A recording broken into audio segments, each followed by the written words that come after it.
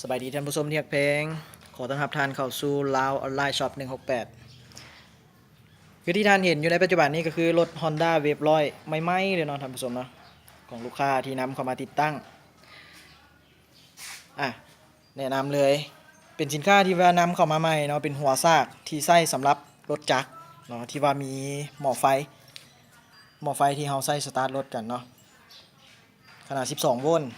และหัวซากที่เห็นปัจจุบันนี้เป็นตัวเสริมเข้ามาเลยภาพบ่ค่อยแจ้งปานใดเนาะท่านผู้ชมเนาะลองจินตนาการเบิ่งตัวนี้สายจะมีขั้วลบขั้วบวกเนาะแยกมาอย่างดีติดตั้งง่ายๆเนาะมีบอลเกาะพร้อมหลายๆท่านคงจะติดปัญหาเนาะติดปัญหาอยู่บนว่าบางท่านนี่พกพาเป็น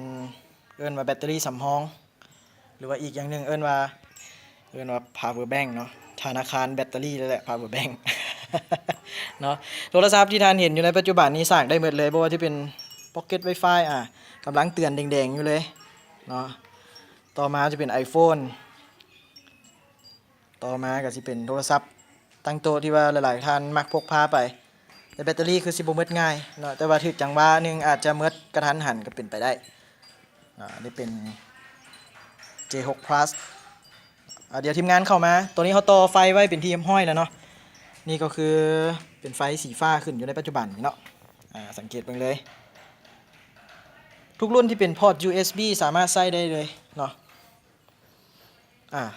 ตัวนี้เป็นสายที่เป็นพอร์ต USB ที่เขาจะใส่สาธิตกับ Samsung กันก่อนแล้วก็เป็นโทรศัพท์ตั้งโต๊ะแบบพกพาซุกเข้าไปเลยทีมงานเขาง่ายๆซุกเข้าไปเนาะลองได้เลยเป็นของ Samsung เนาะตัวนี้เนาะซุกเข้าไปเลยเดี๋ยวให้ท่านผู้ชมเห็นนำสังเกตเบิ่งไฟจะเข้าปึ๊บเลยเห็นเนาะเห็นเสื้อของทีมงานเขาประมาณนี้เดี๋ยวแบตเตอรี่จะโซขึ้นมาแล่นขึ้นกันละเนาะตัวนี้คือเขาปิดเครื่องไว้เพื่อสาธิตให้กับท่านผู้ชมได้เห็นว่าเวลาสากไฟเข้าไป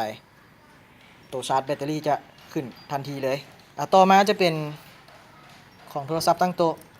หัวสากจะถือกันเนาะกับโทรศัพท์030ของเขานี่ซุกเข้าไปเลยสังเกตเบิ่งได้เลย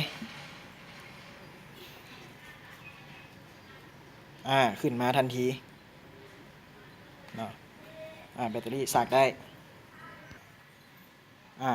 คือไฟขึ้นแบบนี้แล้วต่อมาเขาจะทดสอบกับ Pocket Wi-Fi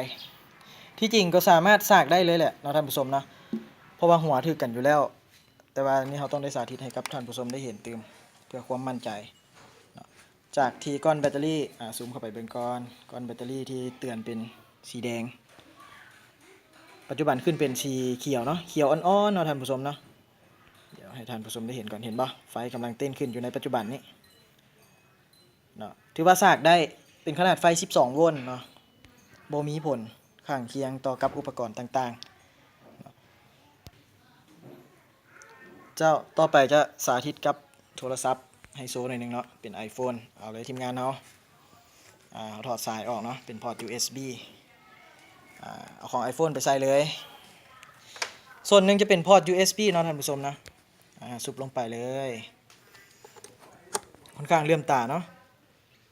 อีกส่วนหนึ่งจะเป็นพอร์ตที่ว่าซุปใส่กับ iPhone ซุปเข้าไปเลยทีมงานเนาะสังเกตบ้างเนาะท่านผู้ชมนะไฟขึ้นเป็นทีมห้อยกันละไฟกำลังขึ้นอยู่เนาะ